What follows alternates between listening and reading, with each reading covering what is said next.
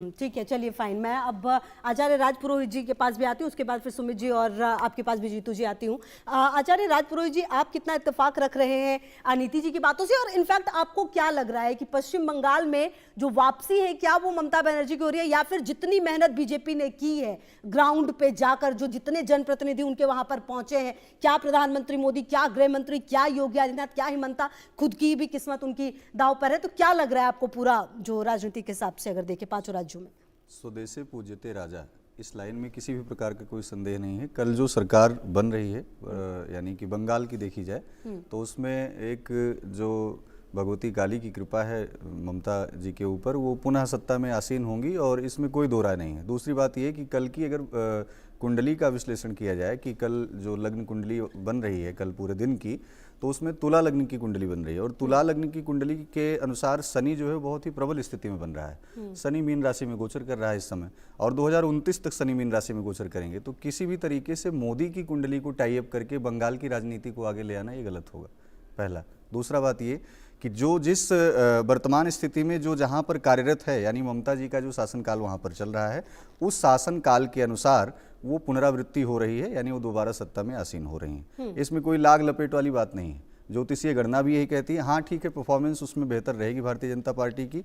Bharatiya Janata party का एक अच्छा नेतृत्व करने वाला व्यक्ति, क्योंकि वहाँ पर किसी को एक सीएम फेस नहीं रखा गया है, उसके आधार पर वो कुंडली नहीं सामने लाई जा सकती कि नहीं इस व्यक्ति की इतनी पावरफुल ग्रहगोचर की युति है और शनि पावरफुल में है। तो मोदी जी का तो है ही, मोदी और ममता एम से दोनों की सिंह राशि में निकल करके चीजें आ रही, वो तो पावर में है ही। लेकिन केंद्र की राजनीति से ये तय नहीं किया जाता कि बंगाल की राजनीति जो है वो सत्ताधारक जो है, तो कुल मिलाकर ममता की वापसी होगी पश्चिम बंगाल में एक बार फिर, आप ये कह रहे हैं? 100% वापसी होगी। अच्छा, और बीजेपी को कितनी सीटें आएंगी? लगभग 132 से 140 के बीच में। अच्छा, जो मतलब कि एक स्ट्रॉन्ग विपक्ष जो उसने पिछली बार का बनाया था अपना, वो और ज्यादा उभरेगी। हाँ, इस बार असम में रिपीट हो रही ममता। असम में रिपीट हो रही है। तमिलनाडु हारेंगे ये लोग। अच्छा, और पुदुचेरी में एनडीए की सरकार। हाँ। अच्छा, और केरलम स्थिति अभी हम और आगे चर्चा चल रही है, उस पर एक बार हम गणना के अनुसार बताएंगे, लेकिन तमिलनाडु हार रहे हैं। ठीक है, ओके फाइन। जीतू जी, मैं अब आपके पास भी आती हूँ, उसके बाद सुमित जी आपके पास भी आती हूँ। अब अगर जीतू जी इस पूरी परिस्थिति को देखें, मुझे याद है जब मैंने इस चर्चा की शुरुआत की थी, जो सारी गणना थी वो मुझे धीरे धीरे बदलती हुई क्यों नजर आ रही है। मतलब कल तक मैं ये सुन रही थी कि बीजेपी ज्यादा, मुझे लग रहा था, सुनने में आ रहा था कि जीत रही है पश्चिम बंगाल में ये वो, लेकिन धीरे धीरे मैं देख रही हूँ कि ये थोड़ा चेंज हो रहा है। ऐसा क्यों हो रहा है? देखिए, हर किसी का एक निजी फैसला होता है। यहाँ पे एक प्रेडिक्ट करने का भी अपना एक अंदाज होता है, ग्रहों को जानने का भी अपना एक अंदाज होता है। अगर मैं कुंडली देख रही हूँ तो मीन लग्न में इस समय जो ग्रह गोचर की स्थिति है वो पॉजिटिव नहीं है, क्योंकि इनकी मीन लग्न बनती है। और अगर हम ये इनके जोडिएक के हिसाब से, और अगर हम इनके नाम के हिसाब से चलते हैं तो सिंह राशि बनती है। सिंह राशि में केतु चल रहे हैं, डिलेमा की सिचुएशंस हैं, डार्क है, अंधेर है, समझ में नहीं आ रहा क्या होगा। लेकिन उसके बावजूद अगर कि हम सिचुएशन D9 से D10 चार्ट की तरफ जाते हैं तो D10 चार्ट जो है इनको ना तो टीएमसी को सपोर्ट कर रहा है और ना ही ममता को सपोर्ट कर रहा है। अगर हम मीन लगन चलते हैं और उसके हिसाब से D10 चार्ट की तरफ चलते हैं, 11th में गुरु इनका रेट्रो है, वो बढ़ोतरी का भाव है, इनहेंसमेंट का। इनहेंसमेंट के भाव में एक लीडर प्लैनेट रेट्रो जब होता है तो वो आपको उस पद से दूर रखता है जो पोजीशन आप हासिल करके उस पर बैठना चाहते हैं। दूसरी बात, गुरु में बुध की दशा, बुध इनका प्रतंत्र दशा है, डेबिलिटेड है। अगर हम इनके D10 की व्यायांशा का जो रोल होता है, व्यय हाउस का जो रोल होता है, ये बड़ा इंपॉर्टेंट माना जाता है। तो व्यय हाउस इनका अच्छा नहीं है। हिडन प्लान, हिडन भाव होता है अष्टम भाव, जहां पर शनि उच्च के हैं। अब शनि जो उच्च के, एक तो बड़े मध्यम चाल वाले हैं वो, और हिडन भाव में है, यानी लास्ट मोमेंट में मैं कह रही हूँ किसी कारण से भी अगर के कुछ भी तोड़ करके या फिर उपद्रव या फिर खूनी खेल या फिर ये सब करके अगर किसी कारण से ये आ जाती, वैसे तो मुझे उम्मीद नहीं है, अगर आ जाती हैं तो बहुत कम समय होगा इनका इस सीट पर बने रहने के लिए। कभी आज तक हमने सुना सत्ता कि में बने रहने के लिए इस सीट पर, मतलब कुर्सी पर बने रहने के में, लिए, मतलब, बिल्कुल अच्छा। बहुत कम समय और बहुत जल्दी ये उतर भी जाएंगी। दूसरी बात, कभी आज तक हमने सोचा था कि इतने सारे बूथ की इलेक्शन फिर से होगी। ये दोबारा से ये जो एक्शन है, और ये एक्शन जो 21 से लेकर 24 तारीख तक है, वहां पर बदलाव की थोड़ी सिचुएशन बन रही ठीक है। है। लेकिन यहाँ अगर कहें तो यहाँ ममता जी को अभी भी बहुत खतरा झेलना है, और हेल्थ इश्यूज तो इनके बड़े स्ट्रांगली डिस्टर्ब हो रहे हैं। देखिए, कॉन्फिडेंस ओवर कॉन्फिडेंस में बहुत फर्क होता है। इनका हर एक इलेक्शन में हमने कॉन्फिडेंस देखा है, खेला होवे है, लेकिन इस बार खेला, बॉडी लैंग्वेज भी थोड़ी चेंज इनकी नजर आई बॉडी है, लैंग्वेज, बिल्कुल। इनकी भाषा भी वो नहीं है, इनके बॉडी लैंग्वेज के साथ साथ इनके अंदर वो कॉन्फिडेंस नहीं दिख रहा। correct, तो ठीक कहीं है। कोई एक कमी ग्रहों के हिसाब से देखती हुई नजर आ रही है। मैं कहूंगी कि बीजेपी की काफी वापसी आगे, होगी। हाँ बिल्कुल। ठीक है। सुमित जी, देखिए, हम पिछले कई दिनों से इस पूरे मामले पर बातचीत कर रहे थे, और जब बात हुई तो आपने शुरुआत से यही कहा कि भाई जो ईस्ट है वहां पर चेंज नहीं होगा, वहां पर ही ममता रहेंगे, ममता रहेंगी। भले हाँ इधर कुछ चेंजेस होंगे, कुछ सीटें जो है वो साउथ में दिख रही हैं आपको। आप अभी भी इस बात पर बने हुए हैं। और दूसरी बात ये कि अगर कल का जो रिजल्ट आता है उसमें आप बीजेपी को कितना, मतलब कितनी सीटों के आसपास देखते हैं पश्चिम बंगाल में? देखिए, पश्चिम बंगाल माँ दुर्गा को पूजता है, और वहाँ पर एक महिला खड़ी हैं। कहते हैं, यत्र यत्रैव गच्छति तत्र तत्रार्थ लाभश्च विजय सर्वकामिकः यम यम चिंतयते कामम तम तम प्राप्नोति निश्चितम। अर्थात ममता बनर्जी की सरकार वहाँ पुनः आगमन होती हुई दिखाई पड़ती है, क्योंकि जहाँ जहाँ अभी वो पहुँचेंगी वहाँ वहाँ पर लाभ उनको प्राप्त होगा। और ये निश्चित है कि पिछले बार से भी अधिक स्थानों से ममता बनर्जी जीतती हुई दिखाई पड़ती हैं। पिछले बार से भी अधिक सीटें ममता बनर्जी जीतती हुई दिखाई पड़ती हैं। इसके साथ ही मुझे ये भी दिखाई पड़ता है, चूंकि ये जो वर्ष है, जैसे मैंने एक सूर्य का एंगल दिया था पिछले एपिसोड में, कि सूर्य मेष राशि में बैठे हुए हैं, पूरब दिशा के मालिक हैं, जिसके कारण भी सूर्य के कारण सूर्य केंद्र में रहते हैं, सभी ग्रह उनका चक्कर काटते हैं, और स्थिराव का योग दिखाई पड़ता है, ठहराव का योग दिखाई पड़ता है। यानी जो सरकार पहले से है वही सरकार पुनः आवरण में आती हुई दिखाई पड़ती है। लेकिन इसके साथ एक और एंगल समझना चाहिए।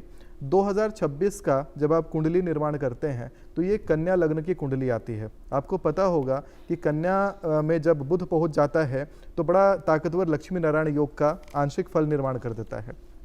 बुध जो है, समझिए एक तरीके से कि बुध का प्रवेश बहुत ही जबरदस्त रहा है, जिसके कारण कई सारी भविष्यवाणियां मैंने करी थी डिजास्टर्स को लेकर के, जो सही साबित हुई थी। तो बुध का एक अलग ही आभा मंडल होता है। अब चूंकि बुधादित्य योग का निर्माण होना एक बहुत ही बात का संकेतक बन जाता है कि उनके कुंडली में साक्षात राजयोग बन गया। प्रश्न कुंडली का निर्माण अभी दीदी ने ही करा था, साथ में बैठे थे हम लोग, जिसमें सिंह लग्न की कुंडली बन के आई थी। सिंह लग्न की कुंडली में समझिए कि लग्नेश का उच्च का बैठना और साथ में बुध का बैठना, बुद्धादित्य योग का एक प्रकार से बड़ा अच्छा राजयोग जैसा फल देना, और एक साथ 4 राजयोग उस कुंडली में उपस्थित होना, एक प्रकार से आप देखेंगे कि उनको विजय हर प्रकार से प्रदान करता हुआ दिखाई पड़ता है। ठीक है। क्योंकि जब मैंने शुभेंदु अधिकारी जी की कुंडली का अवलोकन किया है तो नामानुसार मैं जाऊंगा, क्योंकि मैं नेट पर डले हुए डेट ऑफ बर्थ को फर्जी मानता हूं, और अलग अलग वेबसाइटों पे अलग अलग डेट ऑफ बर्थ मिलता है। तो नामानुसार स से नाम है, कुंभ सम्मत हो गया, कुंभ राशि बन गया उनका, शनि उसके स्वामी होते हैं। अब शनि जो है वो मीन राशि में बैठे हुए हैं, और एक प्रकार से शनि मीन राशि में पीड़ित हो जाते हैं और पीड़ा भी देते हैं बृहस्पति आदि को, और वहीं पर मंगल बैठे हुए हैं, नहीं दिखाई पड़ते हैं वहां पर। विजय प्राप्त करते हुए तो बिल्कुल दिखाई नहीं पड़ते हैं। यही मैंने कहा था कि यही जो चुनाव है, अगर ये 11 तारीख के बाद कंडक्ट हुआ होता, कोई नहीं रोक पाता, कोई नहीं रोक पाता भाजपा की सरकार वहां बनने। ठीक है, फाइन, आती हूँ आपके पास भी। अच्छा आचार्य नीति जी, जो लगातार, अच्छा बीजेपी को अगर हम देखें तो बीजेपी क्या अपने सबसे ज्यादा गोल्डन पीरियड में है, और वो आने वाली, आपको ऐसा लगता है? क्योंकि एक वक्त में ये दौर था जब कांग्रेस इस तरीके से राज करती थी। अब देखिए धीरे धीरे बीजेपी ने अपने आप को बहुत आगे बढ़ाया है, आसाम से लेकर पश्चिम बंगाल में भी जिस तरह से सीटें बढ़ा रही है। आप देखिए ना 2014 में कहां 0, कहां 70 से ज्यादा, और अब कहां आप ही लोग कह रहे हैं कि 100 से ज्यादा भी सीटें आएंगी। आपको लगता है कि ये बीजेपी का सबसे अच्छा दौर है, मतलब मोदी और अमित शाह के साथ में? निश्चित रूप से इसमें तो कोई डाउट ही नहीं है। हाँ, ज्योतिष की गणना 6 अप्रैल कितने वक्त तक और ऐसा रहेगा? 6 अप्रैल 1980 जो बीजेपी का स्थापना दिवस था, 11:45 दिल्ली की कुंडली बनती है। और जहाँ तक राज्यों की बात है, आज उत्तर प्रदेश, मध्य प्रदेश, राजस्थान, पूरा मतलब इधर का तो आप दिल्ली, देखिए ना, दिल्ली भी in आम fact आदमी अब पार्टी का साउथ में सफा कहा है। जा रहा है केरलम में शायद 3-4 सीटें ले देखिए आए बीजेपी की आज में कुंडली के अपार्ट बीजेपी की जो स्ट्रॉन्ग जो पावर है ना, जो बैकबोन है, वो आई हैव टू एडमिट, और ग्राउंड पे रहने वाला हर इंसान एडमिट करेगा, वो राष्ट्रीय स्वयंसेवक संघ है। हाँ, उसके बिना आज अगर बंगाल भी ये घुस पाए हैं, अवैध किला था बंगाल बीजेपी का, और बहुत कॉर्डियल रिलेशनशिप मोदी जी भी रखते थे ममता जी के साथ, क्योंकि पॉलिटिकल अलायंस थी दोनों की एक टाइम Correct, पे, correct. लेकिन आज ऑपोजिशन में स्ट्रांगली खड़े हैं, क्योंकि रूट पे आखिरी गांव तक संघ के कार्यकर्ता सेवाएं दे रहे हैं। वही चीज साउथ में भी हो रही है।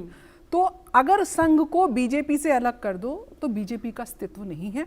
ये बहुत स्ट्रांगली सपोर्ट सिस्टम जब किसी का स्ट्रांग होता है और वो रूट पे काम कर रहा होता है, उसको किसी, अभी आप देखिए सुनील मित्तल जी वहां पे भी प्रभारी रहे, आप प्रभारी वहां पे जो भी रहे, संघ के जो भी वहां पे लोग वहां पे रहे, वो आपको चर्चा में कहीं नहीं दिखेंगे। वो पीछे से अपनी ग्राउंड वर्क को सॉलिड करते हैं। वो तो है ही, उनका कार्यकर्ता बिल्कुल सो दिस इज काम करता ऑल्सो, ही है। वो ग्रेजुअली उसकी पकड़ बहुत स्ट्रांग है, बैक उनकी बहुत स्ट्रांग है। जहां तक कुंडली की बात है, तो बीजेपी की मिथुन लगन की कुंडली बनती है, और मिथुन लगन के स्वामी बुध हैं। अब बुध कारक क्या है? बुध आपकी वाणी के कारक है, बुध आपकी कम्युनिकेशन स्किल्स के कारक हैं, बुध आपकी अकाउंटिंग, आपको कब कौन सा, आपने मुझसे सवाल पूछा, मेरा कौन सा जवाब आपके सवाल पे एक छक्का मार सकता है, ये कला बीजेपी के पास है। यानी कि प्रोएक्टिवली कैसे रिएक्ट करना है पॉलिटिकल सिचुएशन को, they know the diplomacy behind. और उसके सामने जो 11वें लाभ भाव के स्वामी, सॉरी भाग्य भाव के स्वामी शनि थर्ड हाउस में देख रहे हैं, थर्ड हाउस से अपने हाउस को देख रहे हैं। कोई त्रिकोण का और केंद्र को देखना बहुत स्ट्रांग है। तो त्रिकोण का जो लग्नेश है वो भाग्य भाव में बैठ गया, और भाग्येश भाग्य भाव को देख रहा है। यानी कि डिस्पोजिटर, मैं जब अपने घर को देख रही हूँ तो मेरे घर में कोई नुकसान नहीं पहुंचा सकता, क्योंकि मैं as a protector, as a saviour उसको देख रही हूँ। अब जो दशा चल रही है, हालांकि नीच का चंद्रमा है। अब देखिए यहाँ पे ज्योतिष को समझने की आवश्यकता है। मोदी जी का खुद नीच का चंद्रमा है, हालांकि वो नीच भंग राजयोग बना रहा है, क्योंकि मंगल डिस्पोजिटर साथ में बैठे हैं, गुरु केंद्र में बैठे हैं। लेकिन बीजेपी राइज किसके टाइम पे करी? उस व्यक्ति के नेतृत्व के टाइम पे करी जो सेम चंद्रमा लिए बैठे हैं, मंगल का चंद्रमा। मंगल जिससे पहले ऊर्जा का कारक है, रोबस्ट। आप मोदी जी की भी हेल्थ और एज को अगर कंपेयर करो तो आपकी और मेरी एनर्जी पीछे रह जाएगी आधे लोगों, युवाओं की, जो मोदी जी काम कर रहे हैं। सो एक दिन की छुट्टी नहीं ली है। सो द थिंग इज कि जब वो नेतृत्व मिला, और चंद्रमा जो है वो अंदर कोर बताता है, आपकी भावनात्मक रूप से पॉलिटिकल स्ट्रेंथ बताता है। ठीक है। सो अभी जो दशा चल रही है बीजेपी की, वो महादशा 2028 तक चल रही है चंद्रमा की। चंद्रमा धन भाव का स्वामी है बीजेपी की कुंडली में, और छठे भाव में बैठा है, हाईली कम्युनिकेटिव है। कहीं ना कहीं इस टाइम पे बीजेपी ना केवल राइज करी है, बट एक इकोनॉमिक स्ट्रेंथ भी एक पार्टी की होती है। इस टाइम पे अपने पीक इकोनॉमिक स्ट्रेंथ के पास है। आज बीजेपी तो ना इस केवल चुनाव के नेतृत्व बाद से, बीजेपी और मजबूत होगी निश्चित रूप से, क्योंकि सेकंड लॉर्ड की महादशा चल रही है, और सेकंड लॉर्ड के सामने शुक्र बैठे हैं। शुक्र 12वें घर में, एक शुक्र को लेकर अपवाद है कि क्योंकि 12वीं राशि में वो उच्च के होते हैं। शुक्र जिस लगन से या जिस भाव से 12वें बैठ जाते हैं उसकी वृद्धि करते हैं। ठीक है। तो अब शुक्र लगन की वृद्धि करने, लग्नेश भाग्य भाव में बैठे हैं, तो भाग्य का साथ शुक्र की अंतर्दशा है उसका साथ, द्वादशेश होकर भी उसका साथ, चंद्रमा की महादशा है, धनेश है।